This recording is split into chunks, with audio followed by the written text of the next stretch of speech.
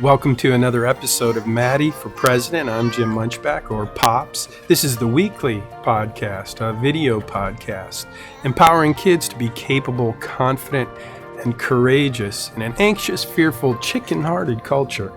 Today we're going to focus on the golden rule: what every kid needs, what every parent hopes, and what every family wants.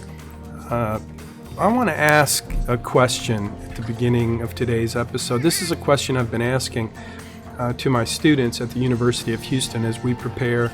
Actually, we're well into the summer school session of the Money Study Group.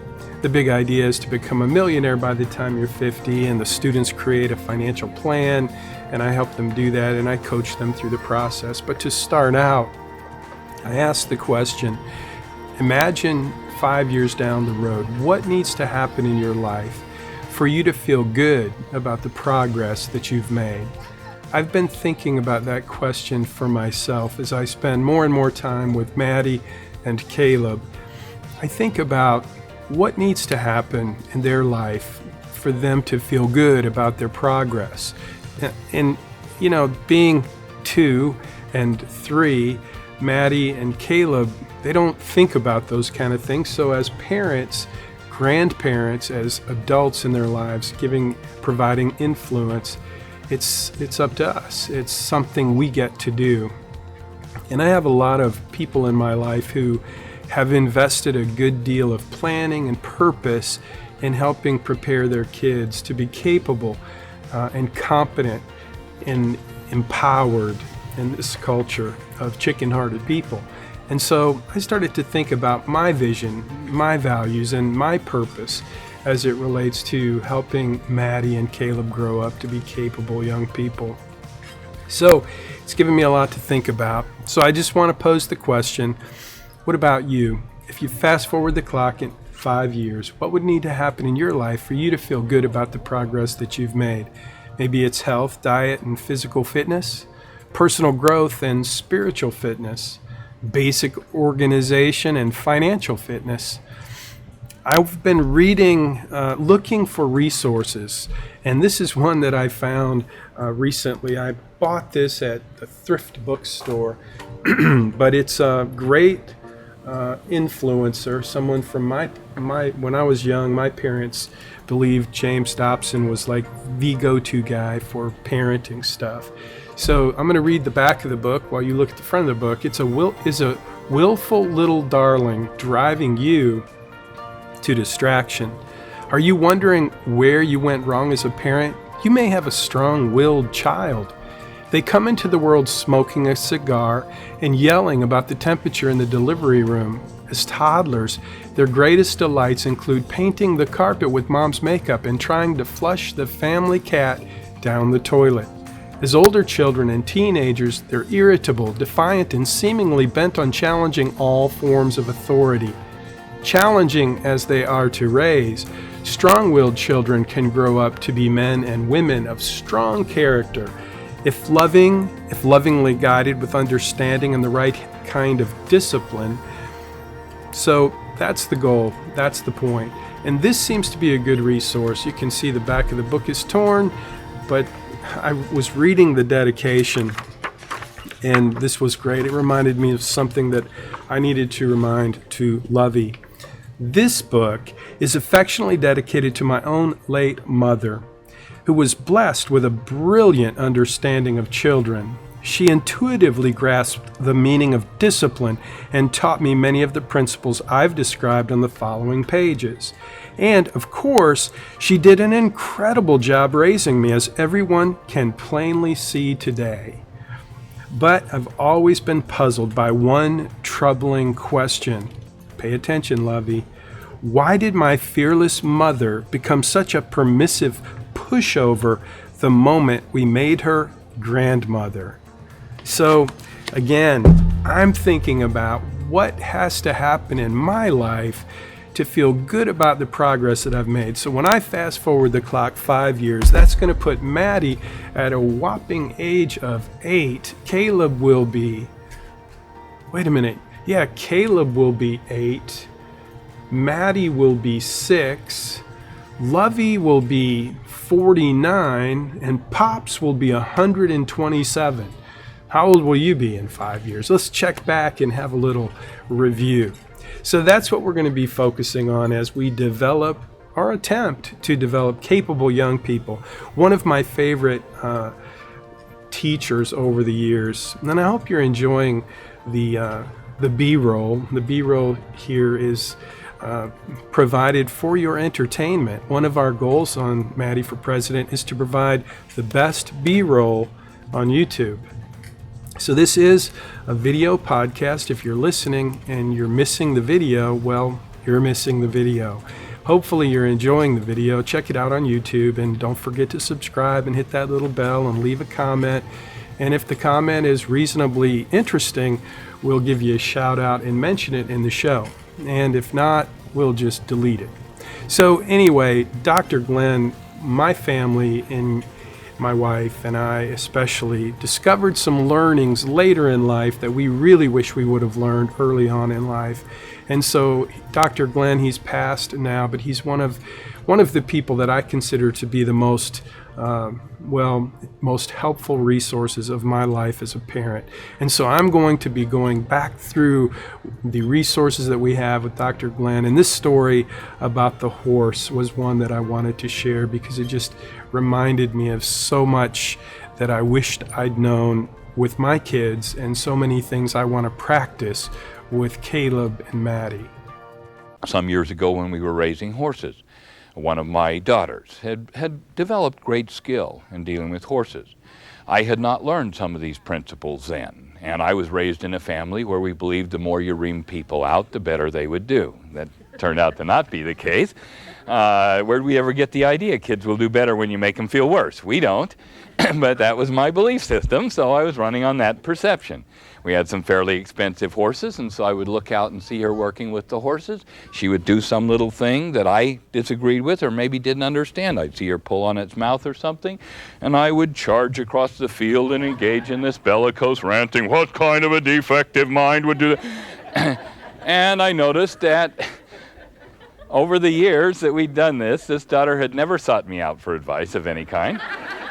And had never voluntarily accepted any from me. And my perception was a totally pig-headed kid that you couldn't teach anything to.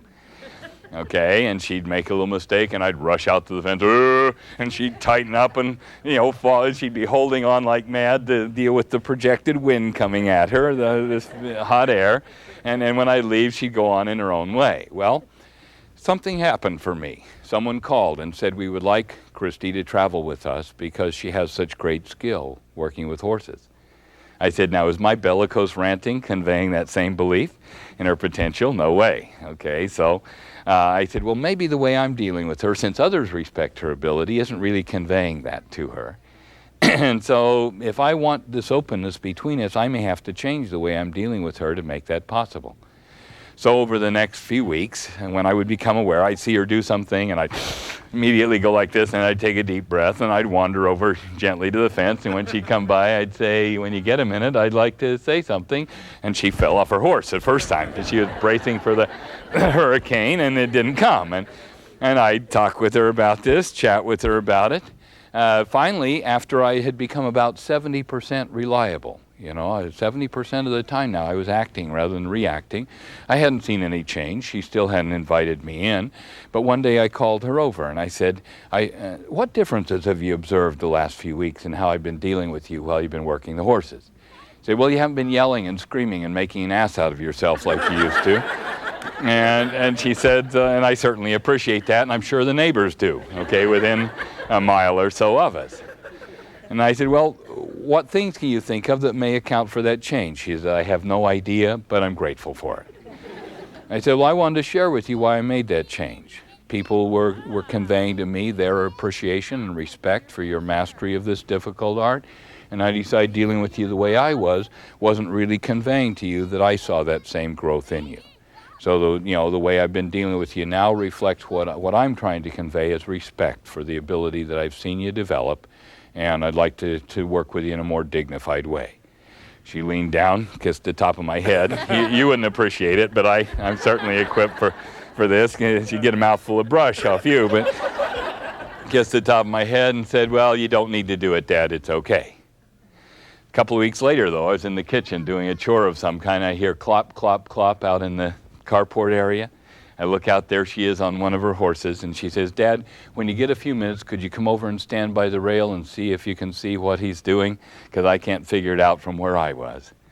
And I fell right over myself in a faint, and she became teachable. See, what I did was cause her to begin to believe credibly that I saw her as capable, significant, influential, that I gave her credit for that. She didn't immediately adjust her behavior because she was running on her old perceptions. But once I had changed the conditions, then changed the perceptions, it changed for her where she was. So you have two alternatives. When you're trying to work with people's perceptions and change, ideally change the conditions and then change the perception. If you can't change the conditions, you can still change their perceptions of it. If they have an angry, frustrated friend that's driving them nuts, sit and talk with them about, now that they know that that friend will respond that way, in what ways can they voluntarily deal with that situation differently. Like Al-Anon says, if you believe the solution to your problem depends on someone else changing, you're as sick and out of control as they are. Okay, if you can now expect that, then what will you do differently, knowing that's a possibility? And as soon as you do, you're acting rather than reacting, and that gives you a sense of ownership. So the first principle is that attitudes and behavior come from our perceptions. You want to change the attitude and behavior, find out where the perception has gone awry, or where it's an accurate perception but leaves some need for change, and then negotiate the change with them. So that was a great little story. I'll share more stories from Dr. Glenn and Dr. Dobson moving forward. So it's time for our weekly shout out and sharing. And if you haven't left a 5-star review in iTunes, now's a good time to jump onto itunesvote.com, where you'll be able to leave a comment and a review for Maddie for President. But this is one from Caitlin97 from the United States. She writes this in her review, and I appreciate it. By the way, Katie, it was one of my students at the University of Houston in our personal finance course. So thanks, Katie. I appreciate you giving us the compliment and leaving the review. Thank you so much. So she says, "Another avenue by which my time spent driving can be a time in which I grow. What a genuine, humble, enjoyable podcast. In many ways, it's a breath of fresh air. In a culture saturated with negative news cycles and explicit content, it's nice to tune in to a place that promises constructive content, honest and non-threatening. I can't wait to continue learning from Maddie." There are so many lessons to learn from a pure little heart, and that's our hope, that's our intention. So thank you very much, Katie. I appreciate you leaving the review. If you're listening to the show in iTunes, please leave a review, a 5-star review. We'll give you a shout out. Tell us what you like. Tell us what you're looking for. And again, tell us what kind of resources you found as a parent or grandparent, a mom, a dad. I guess that's the same as a parent, a brother, a sister. Maybe it was something your parents did to help you grow, or something that your uncle or aunt did, something that your family learned and helped each other learn with. So again, Dr. Dobson is a resource I rediscovered this week, and we'll keep looking at more.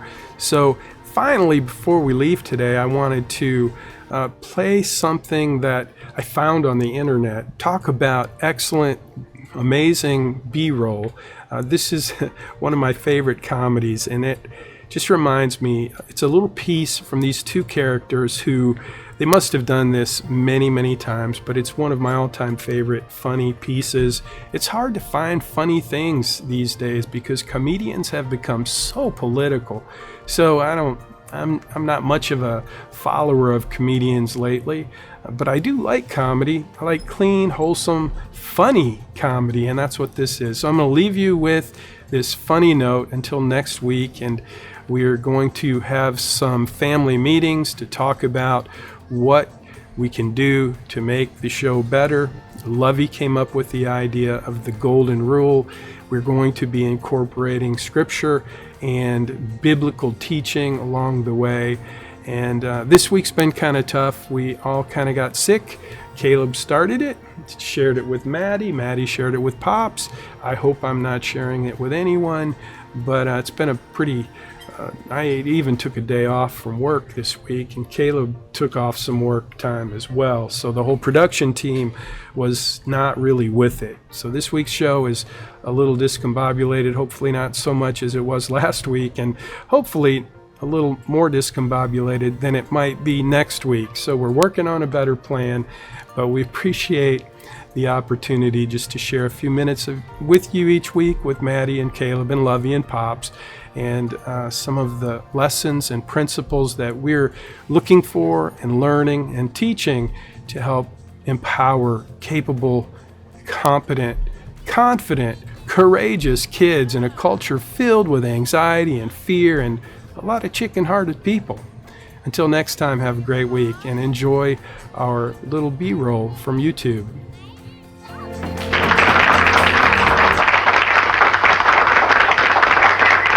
Friends, I told you that my partner would be here, and here he is. Didn't you expect him, did you?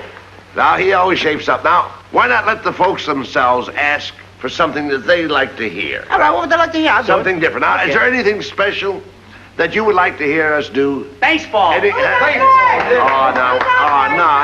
wait a minute, friends. You don't want to hear that, do you? Yeah, we got the props for you here. Oh, you came prepared, didn't you? All set, huh? Well, this is a must. I guess it's a must. We've got to do it. Well, I'll tell you what we'll do. Let me see. It looks all right. Okay, all Now, right. we'll pretend. All right, I'll take it easy with that. We'll just pretend that we're organizing a baseball team here at the retired actors' home. And I am the manager. Now... You're going to be the manager of the retired actors baseball team? Yes. I would like to join the retired actors baseball team. Oh, you would? And I would like to know some of the guys' names on the team, so if I want to play with them, I know them, and I meet them on the street or in the home here, I can say hello to them. Oh, sure. But you know they give baseball players nowadays very peculiar names. I know, a lot of funny names. You know, like Sticky Nicknames. Fields. Sticky Fields. Goofy Dan. Boopy Bobber. Booby Bobber. I know all those. Well, let's see now. We have on our team, we have who's on first, what's on second, I don't know's on third. That's what I want to find out, the guy's name. And then, That's what I want to find out, the guy's name. I'm telling you, who's on first, what's on second, I don't know's on third. Now, Abby, you want to be the manager of the baseball team? Yes. You know the guys' names? Well, I should. Well, then you tell me the guys' names on the baseball I team. say, who's on first, what's on second, I don't know's on third. You ain't saying nothing to me yet. Go ahead and tell me. I'm telling him. You ain't Look, said nothing yet. Go ahead and tell me. who's on first, what's on second, I don't know is on third. You know the guys' names on the baseball team? Yes. Well, go ahead. Who's on first? Yes. I mean the guy's name. Who? The guy playing first. Who? The guy playing first base. Who? The guy on first base. Who is on first? What are you asking me for? I don't know. Now, wait a minute, I'm asking you who's on first. That's his name. Well, go ahead and tell me. Who? The guy on first. That's it. That's his name. Well, you ain't said nothing. I ain't asked you nothing. You did. You know the guy's name on first base? Sure. Well, tell me the guy's name on first base. Who? The guy playing first base. Who is on first, Lou? What are you asking me for? Now, don't get excited. I'm saying who. I'm asking you a simple question. Who's on first? Yes. Well, go ahead and tell me. That's it. That's who? I'm asking you, what's the guy's name on first base? Oh, no. What's on second? I'm not asking you who's on second. Who's on first? One base at a time now. Don't mix up my... I'm not mixing up anybody. Now, what's the guy's name on first base? Now, what is on second? I'm not asking you who's on second. Who is on first? I don't know. He's on third. We're not talking. Wait a minute. Whoa. Now, well, let's not... Whoa. How did I get on third base? You mentioned his name. I mentioned his name. Yes. I don't know anybody's name on the team. How could I mention a guy's name? You did. You just mentioned it. All right, what's the guy's name on third base? No, what's on second? Who's on second? Who's on first? I don't know. He's on first. See what I mean? I didn't even mention a guy's name on third base. Yes, you did. All right, then who's playing third base? No, who's on first? I'm not asking you what's on first. What's on second? Who's on second? Who's on first? I don't know. He's third base. I don't know anybody on a baseball team. You do. You mention their names. I do? Sure. You got an outfield? Well, naturally. The left fielder's name. Why? I just thought I'd ask you. I just thought I'd ask you. Well, I just thought I'd tell you. Well, go ahead. Tell me. Tell you what. The left fielder's name. Why? Because I want to know. Because. Oh, he's center field. You know these players as well as Who's I in center field? Now, who's on first? What's on first? What's on second? I don't know. Third base. Do you know the guy's name names on the team? Look, Louis, you don't seem to understand.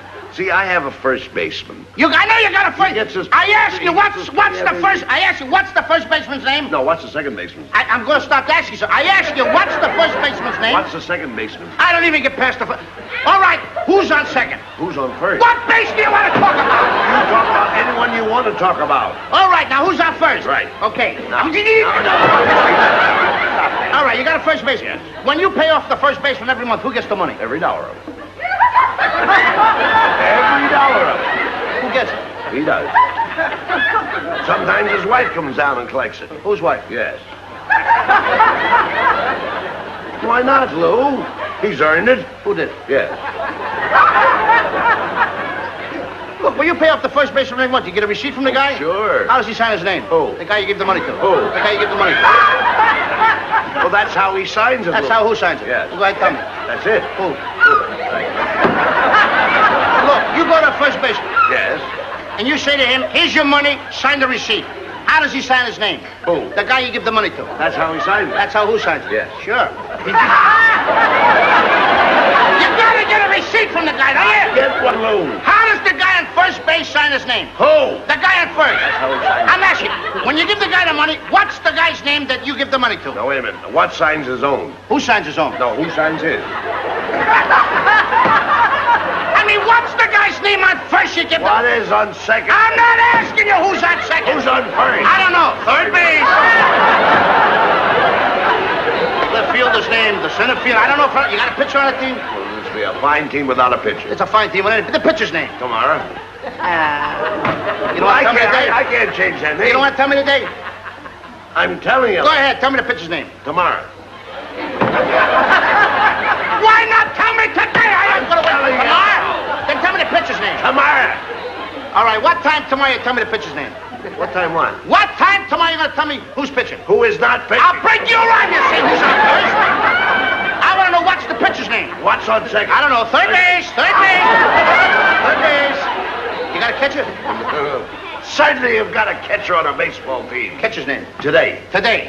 Tomorrow's pitching. Today's catcher. Now you've got it. Now I got it. All I got, we got a couple of days on the team. That's all. I can't help that, Lou. I don't You know, think- I'm a pretty good catcher myself. And so they tell me. Yeah, now I get behind the plate and I'm going to do some fancy catching, and tomorrow's pitching on my team, right? Yeah. Now tomorrow he winds up the ball and I'm behind the plate and the heavy hitter gets up. Yeah. Now the heavy hitter gets up and he's ready to hit the ball, and tomorrow's going to throw the ball. I'm the catcher. Now when tomorrow throws the ball, the guy up bunts the ball. Now when he bunts the ball, me being a good catcher, I want to throw the guy out of first base, so I pick up the ball and throw it to who? Now that's the first thing you've said right. I don't even know what I'm talking about. Well, that's all you have to do. Is to throw the ball to first base. Yes. Now who's got it? Naturally. Sure. Look, the guy is running to first base, but I want to throw the guy out. So I throw the ball to who? Naturally. Throw it to who? Naturally. And who's got it? Naturally. Huh. Hey, So I pick up the ball and I throw it to Natural. No. You throw the ball to first base, then who gets it? Naturally. That's it. Now you've got That's the same thing. I Right. pick up the ball, so I throw it to Natural. You don't. I throw it to who? Natural. That's what I'm saying! Saying that. I said I throw the ball to who? Naturally. You ask me. You throw the ball to who? Naturally. That's- Same as you! Say it that I way. throw the ball to Natural. You don't. You throw it to who? Now who's got it? Naturally, that's what I said. Whoever it is better get it. That's He'll all I get can it. tell Don't you. worry about who. Who'll get it? Yes. He better get it. All right. Now, I throw the ball to whoever it is drops the ball, so the guy runs a second. Who picks up the ball and throws it to what? What throws it? I don't know. Throws it back to Tamar. Triple play. Could be. Another guy gets up, and it's a long fly ball to be caused. Why? I don't know. He's on third, and I don't give a darn. I said, I don't give a darn. Oh, that's our shortstop. I mean,